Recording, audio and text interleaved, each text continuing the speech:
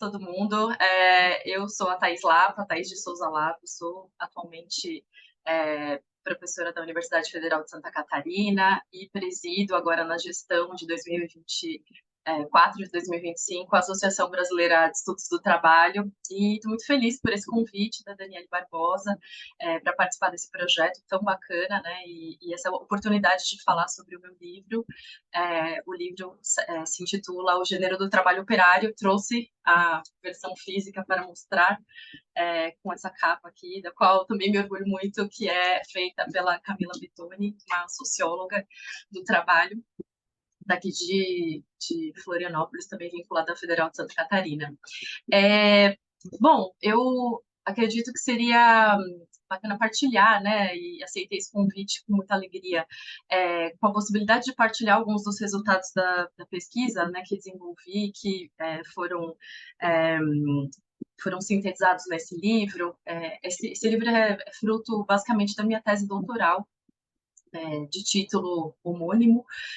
defendida na Unicamp, em 2019, e eu realizei, né, da conta, né, dessa pesquisa sobre condições de trabalho, sobre relações de gênero nesse universo operário, né, que é esse universo tão estudado classicamente por pessoas dessa área, que é a área da qual eu faço parte, da sociologia do trabalho, fazendo uma das formas clássicas também de estudo que a gente faz na sociologia do trabalho, que é a pesquisa qualitativa de campo. Então, fiz muitas entrevistas com trabalhadoras, com trabalhadores, com dirigentes sindicais, e eu tinha algumas inquietações de pesquisa que eu acho que se traduzem, né, no jeito que eu organizei depois a publicação. Então, uma das inquietações fundamentais tem a ver com a divisão sexual do trabalho, né? É uma temática que tem despertado cada vez mais interesse das mais várias áreas interessadas, né, pelos estudos sobre trabalho. E essa divisão sexual do trabalho, que é uma categoria analítica, né, um conceito, embora tenha se espalhado, se embrenhado, né, no debate público, né, cada vez mais é um conceito que tem origem, né, e fundamentalmente das feministas materialistas francesas, duas delas, né, Hélène Iratta e Danielle Querois, que são grandes referências para minha pesquisa. E eu quis dar esse olhar, né, da generificação, né, das relações de trabalho, e buscar investigar o lugar que as mulheres estão, né, nos espaços de trabalho, observando setores eminentemente masculinos, né? Então, isso já foi um dos objetos de estudo que eu já tinha feito, né, as minhas pesquisas, tanto no mestrado, observando um setor industrial, né? Então, indústria é um setor que a gente associa de forma mais imediata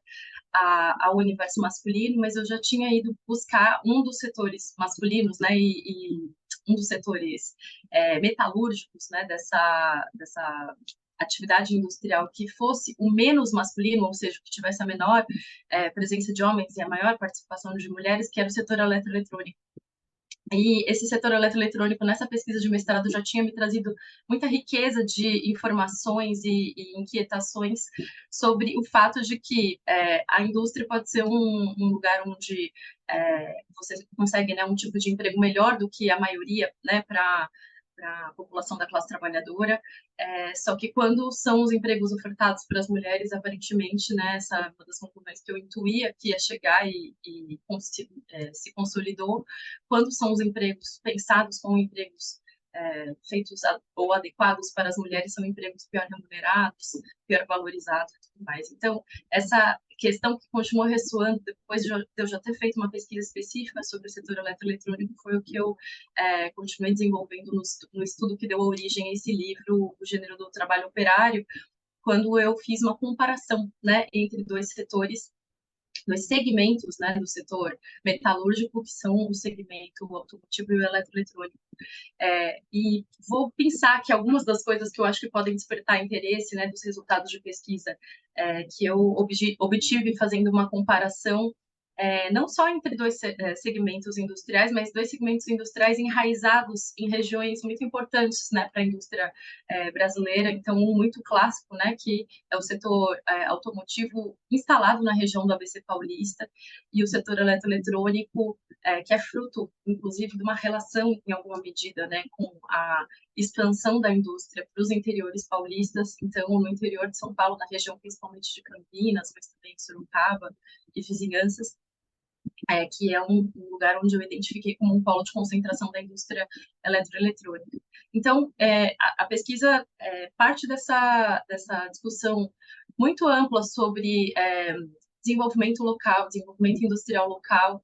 Eu passo por questões, né, que são, de alguma maneira, clássicas para o debate sobre desenvolvimento e trabalho, para olhar, né, para chegar, para enraizar ou para descer, né, ao chão de fábrica, ao local onde as pessoas trabalham, e para buscar, né, evidenciar como que se dá tanto essa divisão sexual do trabalho, como as condições e a forma de experienciar essas condições de trabalho a partir, né, da experiência de quem está trabalhando. E aí, são dois, depois de eu fazer essa caracterização, que é o que eu vou dar menos enfoque aqui nesse momento, essa caracterização que tem a ver muito mais com essa parte do desenvolvimento local, desenvolvimento regional e etc., eu busco justamente dar luz, né, jogar luz. Há dois debates que, para mim, pareceram os fundamentais da pesquisa. Um é a problemática da construção das relações de gênero no ambiente de trabalho, e o outro são as condições de trabalho propriamente ditas e as implicações, né, dessas condições de trabalho em alguns aspectos da vida, né, de quem está trabalhando, inclusive o aspecto da saúde, né, então, o adoecimento decorrente do trabalho, né, sobre eles que eu quero falar um pouquinho mais, partilhar e convidar, né, quem tiver interesse a depois fazer a leitura para saber em detalhes, né, e com todas as demonstrações, né, por meio de entrevistas, né, entrevistas e a fundamentação teórica que a gente traz para embasar todos esses achados. Mas dois pontos, né, primeiro sobre a questão da produção, né, da construção das relações de gênero no trabalho. A gente tem uma situação que eu pude identificar e me baseei, inclusive, em algumas análises também teóricas desse feminismo materialista francês, né, sociólogos do trabalho desse feminismo materialista francês, como Sabine Fortunot, né, que é uma autora que fala sobre mixidade no ambiente de trabalho, essa convivência entre os sexos, né, no ambiente de trabalho, e a possível produção de relações de conflito entre os gêneros. Isso foi uma das coisas que eu identifiquei de uma forma muito explícita e com uma série de ramificações, de exemplificações. A presença em ambientes onde a gente tinha uma proporção quase, né, próxima ao zero, né, de mulheres, no caso do setor automotivo, eminentemente masculinas, e o processo de entrada, né, de mulheres nesses ambientes de trabalho, que começou inclusive a ser pautado, né, por mulheres que já estavam dentro desses ambientes, pelos próprios sindicatos,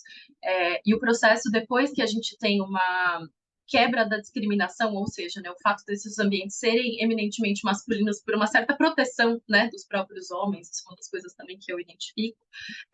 a proteção desses empregos como empregos masculinos, porque eles são empregos melhor remunerados do que a média, né, para a classe trabalhadora.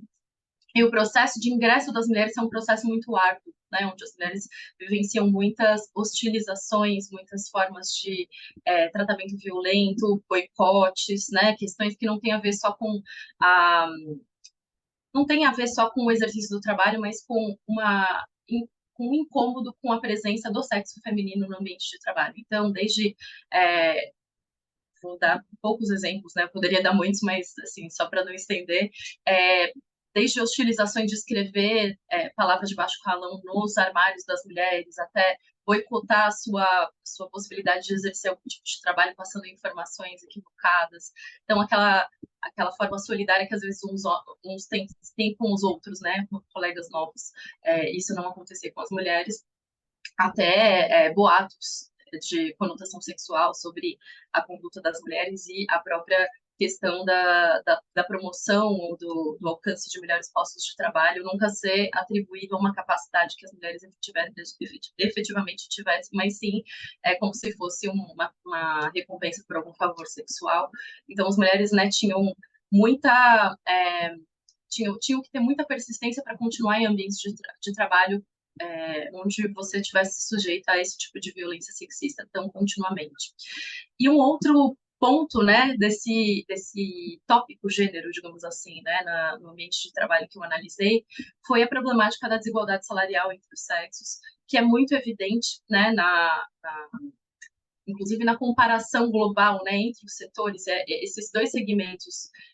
o setor que é bastante masculino, né, o setor automotivo, ele tem uma média salarial bem maior, né, do que a média salarial praticada no setor eletroeletrônico.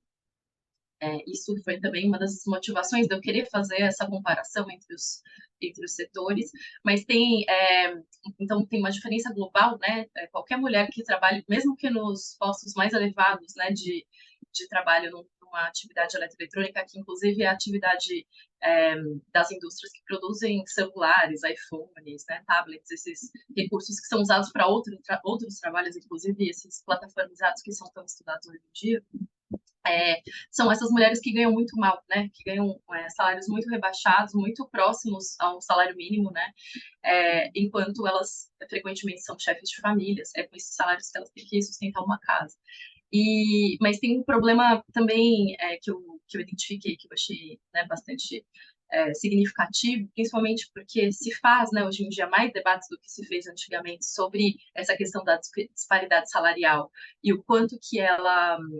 é importante de se discutir, mas na minha perspectiva e pelos estudos que eu fiz, eu acho que ainda tem elementos que ainda não foram incorporados suficientemente nesse debate, a respeito da questão, por exemplo, de só se olhar os índices, né? Os índices, por exemplo, atualmente tem uma média de diferença salarial global entre homens e mulheres no Brasil, onde as mulheres estão 22%, né, com salário inferior aos homens. Esse índice, né, e a projeção de índices do tipo, daqui a tantos anos a gente vai alcançar a igualdade salarial, para mim eles são, no mínimo, falaciosos. E se a gente não olha qualitativamente o que esses dados expressam, pensando em processos, né, de construção desses dados, e aí eu vou dar um exemplo só para ilustrar, mas claro, né, no livro isso eu discuto um pouco mais de uma forma bem mais consistente, eu observo que tem dados de aproximação, né, entre as médias salariais entre homens e mulheres dos setores que eu estava pesquisando, só que como eu estava fazendo uma análise de trajetória, né, dos últimos 10 anos, eu fiz uma comparação que me permitiu ver que a aproximação desses índices de homens e mulheres significava não que as mulheres estavam crescendo na sua média salarial, mas essa aproximação se expressava como resultado do rebaixamento global do salário dos homens, né? Então, é a provocação que eu gostaria de deixar, né, de estimular que as pessoas quisessem saber mais sobre isso.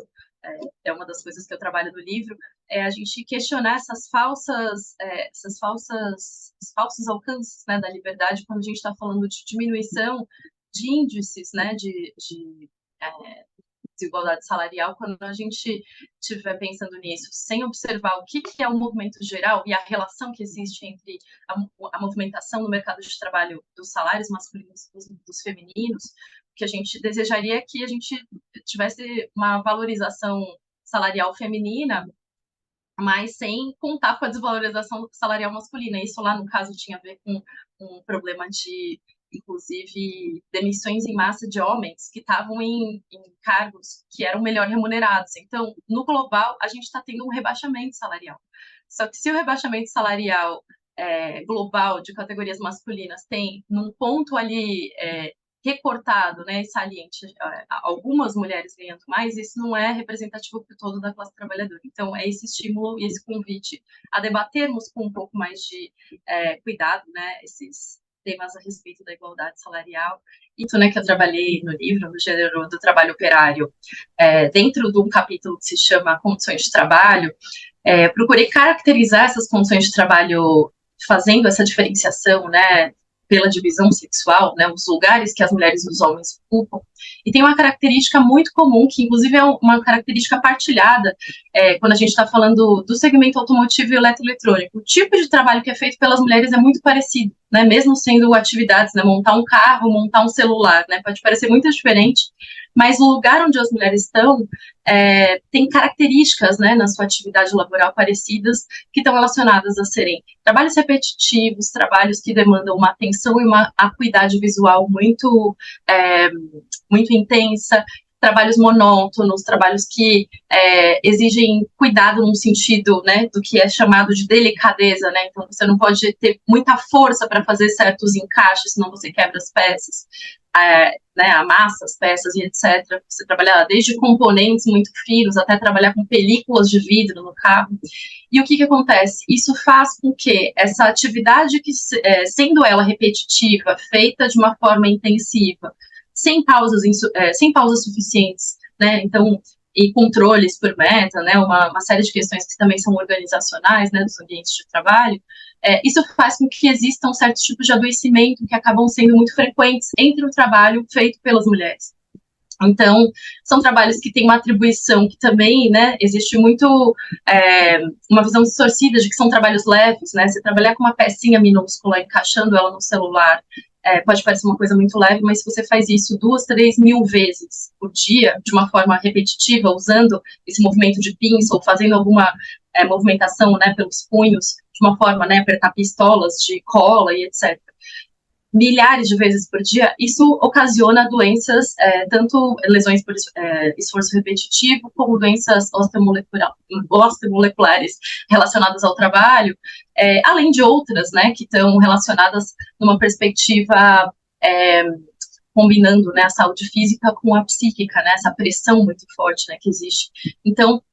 essas doenças são, em geral, invisibilizadas e eu costumo chamar de doenças associadas à penosidade do trabalho. Então, embora não seja um trabalho de força, né, de se levantar peso, é um trabalho pesado, né? Eu acho que é importante também chamar a atenção para esse tipo de debate, como um debate que elucida, né, que expressa uma forma, né, de divisão do trabalho de forma generificada e um impacto, né, que existe sobre as mulheres que é diferencial a trabalhos feitos pelos homens também nesse aspecto da saúde, né, e no caso do adoecimento profissional, um adoecimento invisibilizado e ainda muito pouco reconhecido como adoecimento relacionado ao trabalho.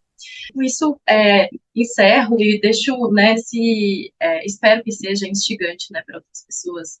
que queiram conhecer mais sobre o assunto a partir da indústria, mas também o assunto com reflexões que podem valer para outras categorias profissionais. E assim me despeço e saúdo aqui a iniciativa do projeto, que é muito bacana. Obrigada.